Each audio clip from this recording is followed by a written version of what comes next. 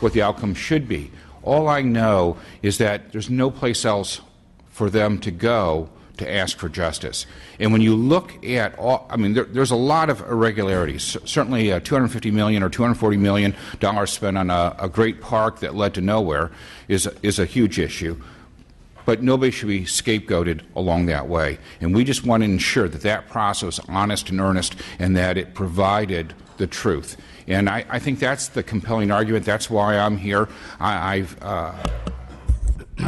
said this earlier, and I'm going to say it again.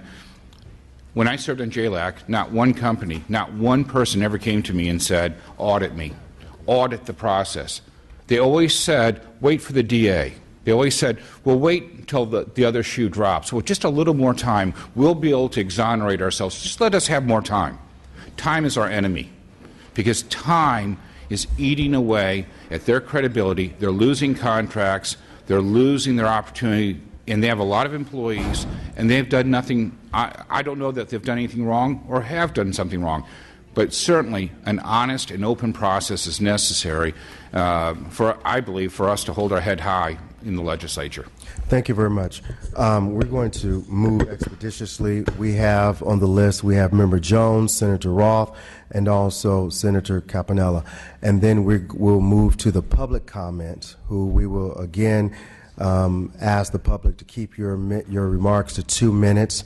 And then while we have a quorum, because today is a busy day, we're going to take a vote on this item before us. And then we're going to move to the next one because we have a lot of people in the audience and people are waiting for agenda items. So with that being said, Member Jones.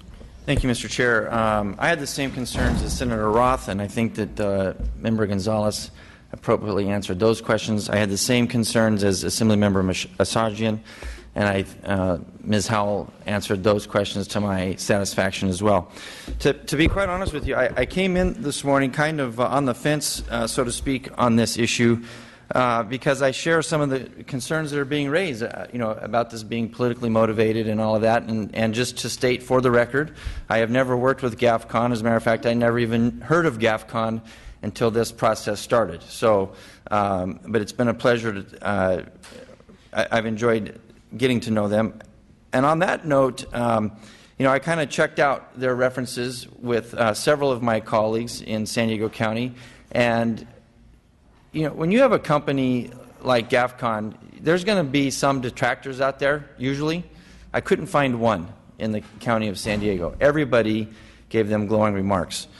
Now, I want to separate the remainder of my issues from that because I come to this from the perspective of what's good government.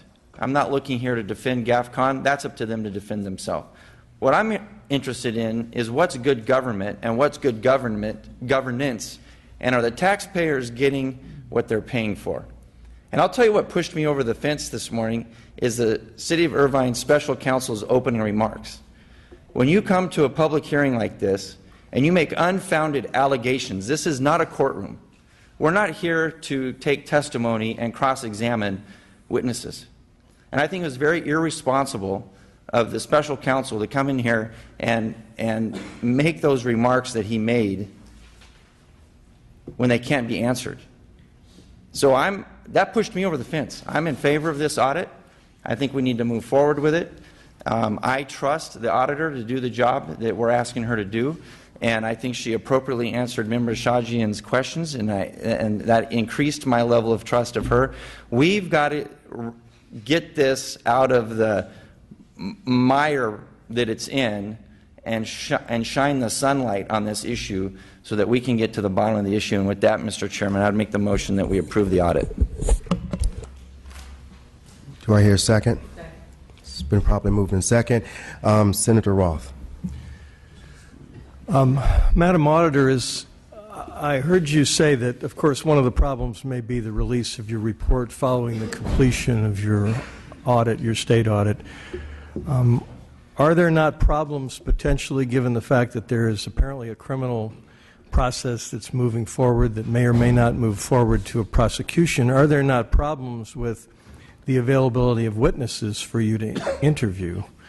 I mean, I am not without some experience in this area, since I've been up here in Sacramento with some criminal prosecutions and the desire to launch an independent administrative investigation. And of course, one of our concerns at the time was that significant witnesses might choose not to speak to us and exercise their rights accorded them in the criminal process, and without the ability to grant immunity, they don't talk to you, right? Can you help, Donna? I'm going to ask my chief counsel to assist on this one. Sure. And as she's approaching, this leads me to my next question, my follow-up question, which is, why are we not waiting until the criminal process either takes its course or fails to start? Good morning. Donna Neville, counsel to the State Auditor. Senator Roth, your question is a really important one. We do our work under what are considered to be administrative investigative standards, and you're absolutely correct. If there's an ongoing criminal investigation, one of the first things that we do, and I would always advise all the audit staff to do, is I would reach out to the DA, and under the statutes that govern our office, I'd be able to have a fairly frank conversation. I'd potentially be able to learn a little bit more about the scope of the DA's investigation. We'd be very mindful then to not interfere with the scope of that investigation. But your point about witnesses is an important one, because we want, as auditors doing our work under administrative standards, we want to be careful not to interview someone and potentially taint testimony that would be needed by a criminal investigation. So we go through a pretty strategic process of making sure that we work with the DA, we coordinate our efforts so that we don't do anything that would harm the ability of the DA to gather important testimony for the criminal prosecution. And in fact, if significant witnesses fail to make themselves available to speak to you, exercising their rights not to talk, given the nature of the criminal process that's moving ahead on a parallel track, might that not affect the integrity of the audit and the audit report? It's certainly a potential for that to happen, but just speaking from some past experience, other audit work we've done where we've had this issue, we've generally been able to successfully kind of navigate around that issue by either, and as the state auditor said, we're always going to be careful not to interfere with an ongoing criminal investigation anyway, so we may decide that that particular body of work is one we have to kind of move back from under audit standards anyways. And I, without having a lot of specifics and knowing just what the facts are, I can't really tell you just what would happen on this particular audit, but on every audit we'd be very conscious of that. Do we know whether or not the Orange County District Attorney is going to cooperate with us, the state legislature, in launching and conducting a state audit? We don't know that now. I know because we haven't started the work. The audit hasn't been approved, so I wouldn't have made that contact at this point. In the past, on other audits, we've generally had very good conversations with DAs who've been willing to share information with us, understanding that we would retain its confidentiality. Well, your report, how do you retain the confidentiality, given that it's public money in a state report? Well, under our enabling statutes, even though we have complete and unfettered access to information, including confidential information, we have to retain its confidentiality if some law requires that we do so. And typically a pending criminal investigation until charges are brought is confidential. So any DA that would share information with us at that juncture would usually be doing so under those provisions of the Penal Code and other provisions of law that offer assurance of confidentiality at that point. That doesn't mean that later down the road there wouldn't be public disclosure of the facts. So, Assemblymember, given the fact that this is probably not going to start for a few months, I would suspect, we'll have to hear that from the auditor, and given the fact that it's going to take 5 or more months, there's not going to be an immediate impact on the criminal process, on the city council's whatever they're doing, and it's not going to have an immediate impact on the business that's seeking, in essence, seeking the audit. So why not wait to see what happens with the criminal process and either have it start or not start or be concluded, in which case, if it's concluded, then frankly, part of that's your investigation, right? Well, first off, if it's okay, I would like the attorney for GAFCON to address the criminal charge aspect, because I think we're relying on something that was a letter previous to the withdrawal of the January 2014 audit. And so I just want to make sure that they have a chance, because there are a lot of allegations being brought up here that aren't necessarily true. So if that's okay. No, I appreciate that. And Senator Roth, I actually don't know just what the charges are. All that I have seen is the DA's public press release of March 2nd indicating there would be some criminal inquiry. I don't actually know the scope of that inquiry as we speak. And before, let me just make sure that I'm clear. I mean, all I'm asking is, why aren't we waiting to conduct why isn't somebody conducting a further inquiry, somebody who can come in here and report the current status of the criminal process? This committee doesn't stop working when we conclude today. We can meet next week and the week after and the week after that. My understanding is the state auditor can't make those inquiries until it's voted on today.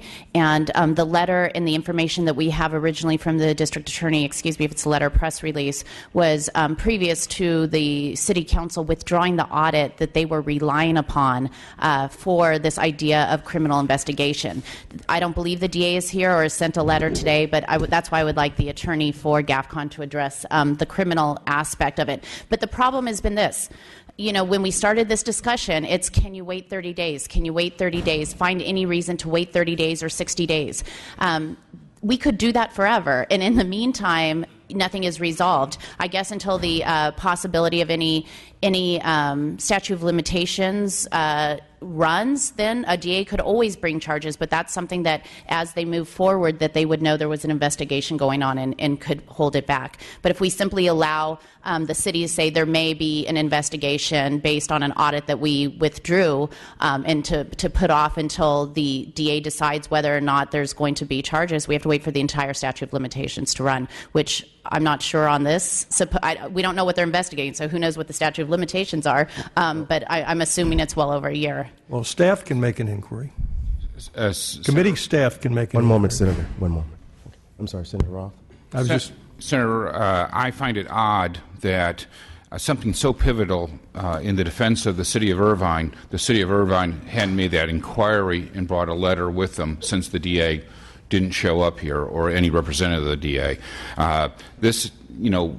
When I was on the committee, stall tactics were very common, and it seems to me that if you made that inquiry and brought that letter, that would have been a big deal in today's hearing, but nobody did that. And it's not incumbent upon us to pursue that and chase down the ghosts. It's the other side's obligation to bring that information forward if they believe that that's a pivotal part of why their side should win.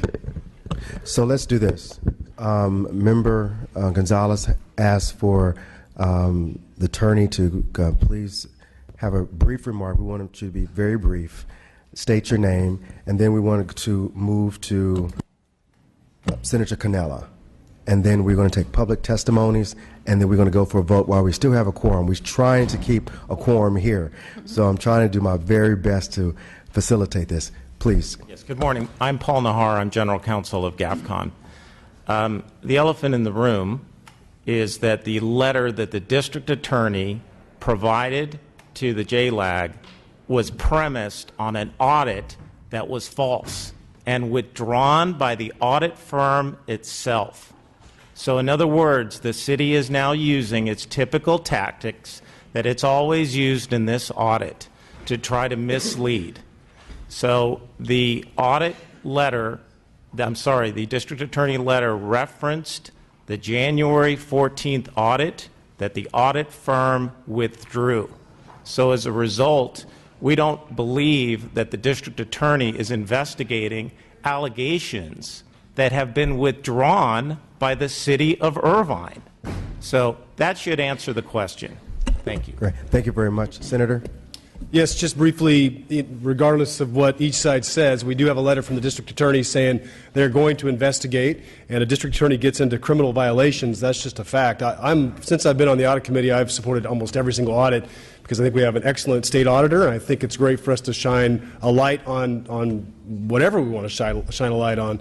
But in this case, it seems like we're inserting ourselves in something that's very big, and I'm fine with that. I would just like to get through the district attorney portion of it. Whatever else is going on, I'm sure there's going to be litigation on both sides, but when we have a district attorney that's inserted themselves into a process to look into something potentially criminal, potentially not, The first audit, the letter that you provided, Assemblywoman, I think it says the first audit request was in January of 2013, so that was over 2 years ago.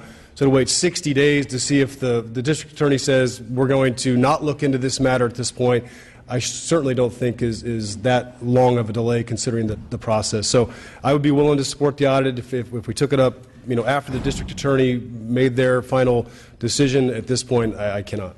Thank you very much. Senator Leyva. Thank you, Mr. Chair. I apologize. I had to step out. This question may have already been asked.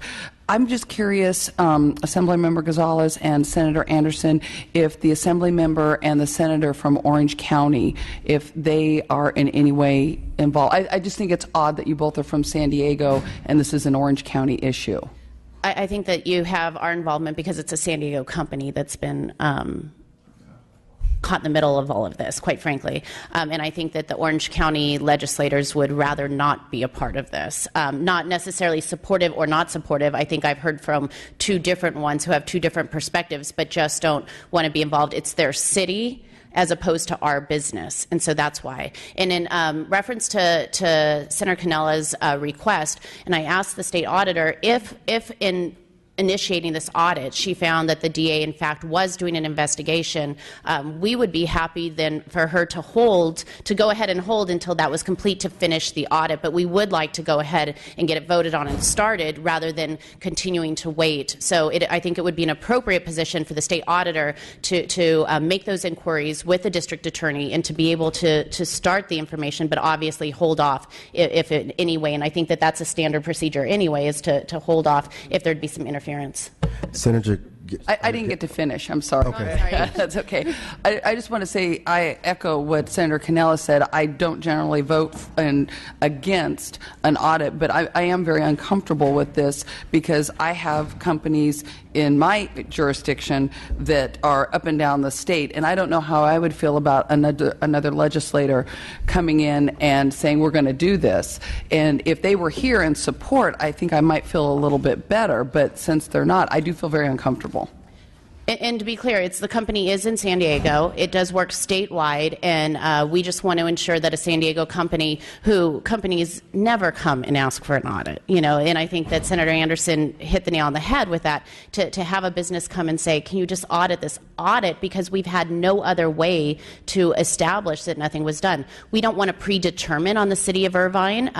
Obviously, that's to be heard by the auditor what actually happened. Was this in accordance with how local governments should act? But of course, every local government, that's the problem with politics, right? Who represents that area may have some effect, but it may affect our city's business. I'd feel better if the legislators from Orange County were here. I agree. Senator Galgiani. I'm going to be supporting the audit as is today, and I can see how legislators from the Orange County area wouldn't necessarily want to get involved unless they thoroughly know about this. It's messy. It's very difficult, and I'm going through a similar issue in my district, and I can see where people start to take sides. They become entrenched on their side. New information comes. They're already entrenched on one side, and they didn't realize that something else came about. I think the point that you've brought it to the legislature, it speaks to the fact that you've tried and tried at the local level and things aren't happening, and that is why it has risen to this level. I've served in the assembly, I've served here, I've been a staff member in the building. I've never seen anything like this brought to the JLAC committee, but clearly it speaks to the fact that there's a problem and that people can't get the problem addressed at the local level, and so their last resort is to bring it to us. So I'm supporting it as it is today. Thank you very much. We're going to end comments from our members. We're going to ask anyone that want to have comments on this item, please line up to my left at the microphone. You have 2 minutes. Please state your name, make your comment, and then relinquish the microphone to the next person. Do we have anyone from the public? This is a time for public comment. I'm seeing none. Going once, going twice. Public comment is now closed. We have a motion on the floor to move with an audit forthwith.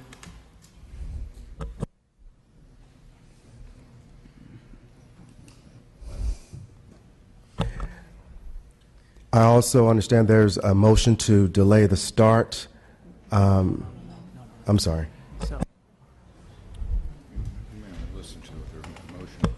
So we're going to, there's a motion on the floor. It's been properly moved in second. Madam Clerk, please call the roll on the motion.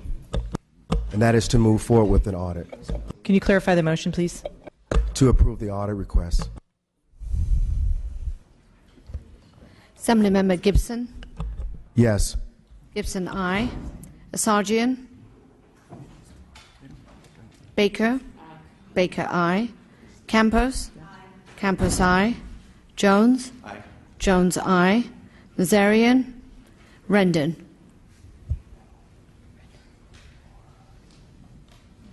Senator Roth. No.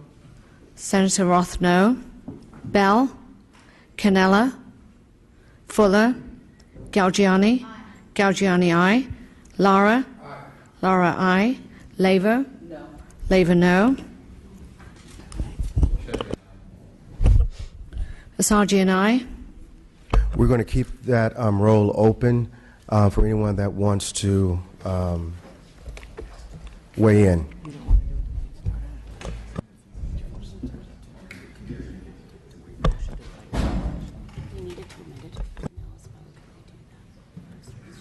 Thank you very much. Thank you. Thank you. We're going to keep the roll open for any members to add on. It's on call.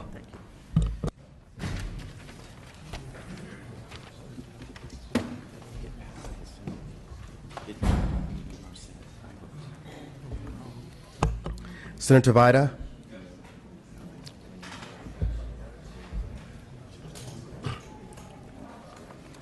Would you please come forward?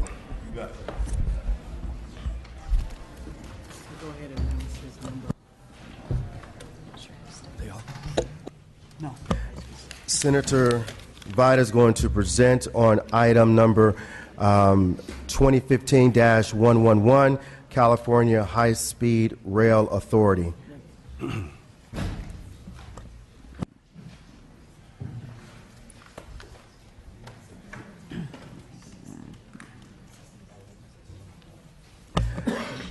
You may proceed, Senator.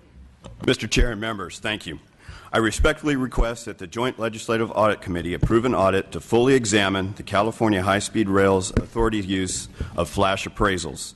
This audit should also fully examine the tactics the authority is using to pressure property owners into to accept undervalued acquisition offers.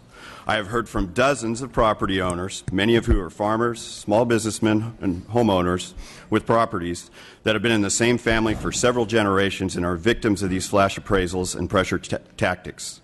You will hear from many of them today. I appreciate the committee's consideration of this matter. Thank you very much. Madam Auditor. Thank you, Mr. Chair.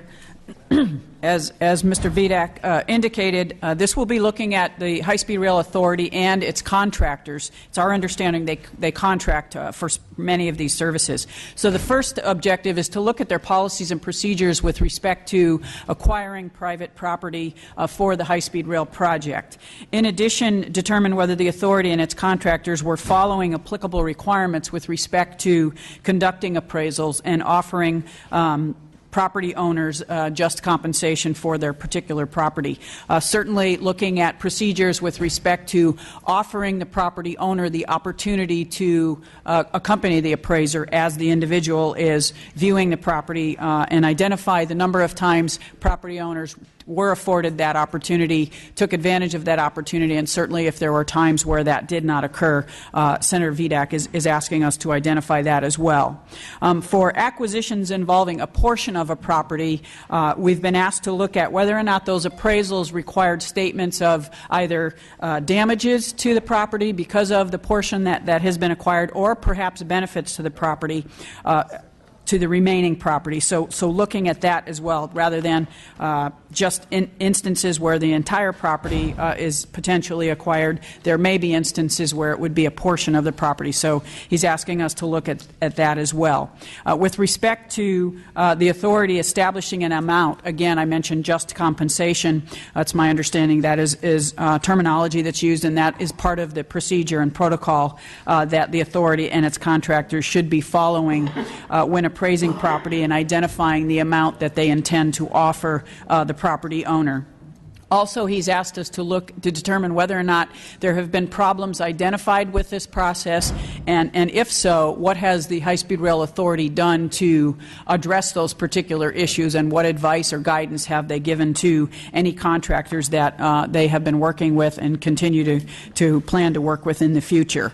And then the final objective is looking at determining, to the extent possible, if there have been instances where the authority has really taken coercive action to pressure property owners to accept offers for their property. So a few objectives, very specific scope as far as looking at appraisals and the process that the authority and its contractors is using to acquire properties or portions of properties. The audit budget is about 2,800 hours. That would take us about 7 months to complete.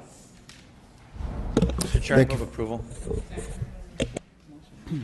Motion to move, and it's been properly moved in second. Thank you very much. We want to call up the affected agencies or agent. Do I have any? Can I have some witnesses speak? Sure. Right after the affected agency come.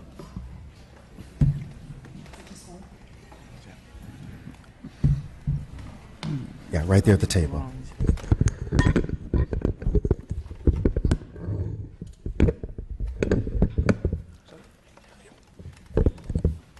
Mr. Chairman, thank you. Jeff Morales, Chief Executive of the High-Speed Rail Authority, and thank you for the opportunity to be here. I'd like to make 3 quick points and then respond on some of the substance of the issue. First, I do want to make it very clear to the committee that should you approve the audit, we will comply and cooperate fully with the auditor. I think Ms. Howell will attest to our cooperative nature and our effectiveness in responding to previous audits. Secondly, I do want to point out we have provided the committee with some background material and with specific responses to the questions raised by Senator Vidak. You have those in front of you along with some supporting materials. Third, I would just point out also that the BSA has just recently, within the last month, completed an annual compliance audit of our compliance with federal requirements attached to our grant funding that include right-of-way requirements, federal requirements, and made no findings in this area. On the issue of right-of-way, I just want to address a few points somewhat quickly. One, and probably most importantly first, there seems to be a misperception that the High-Speed Rail Authority has unique authorities or abilities with regard to right-of-way that are separate from other state agencies, and that's just not the case. As made clear in the auditor's analysis presented to the committee, we are governed by federal and state laws that govern property acquisition by all other agencies.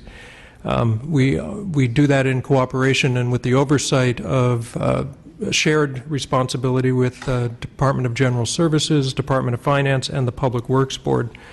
All appraisals are conducted by state licensed appraisers. Appraisals and just compensation levels must be approved by DGS, by Department of Finance, by the Public Works Board under state requirements. So again, we are not out there setting levels by ourselves. And that process, the process that is used, again, which is a standard process used by other agencies, provides property owners with multiple levels of protection to ensure that they receive just compensation for their property. And if they believe that is not the case, again, they have multiple levels of protection up to and including a jury trial, which is standard in all property acquisition cases. That information, that is made very clear to property owners. It's in materials which we've provided to the committee, which explains the process and very clearly lays out that is available to property owners. Lastly, I'd just say we fully understand and appreciate that property acquisition can be a very difficult process, and particularly when you're talking about properties that may have been in a family for years or generations. and we don't discount that at all, and we fully accept that. But I would just point out that we have conducted, through again the process with DGS, Finance and Public Works Board, over 1,000 appraisals. We've made over 800 first written offers, and are approaching 200 properties obtained through that process, none of which have had to go through the eminent domain process, which means we've worked cooperatively with the property owners. And you will hear certainly from some property owners who are not happy. I would also say we have multiple dozens of letters from property owners going through the process who have expressed appreciation for the process. We'd be happy to provide those for the record for the committee as well, just so you understand there are two sides. Thank you very much.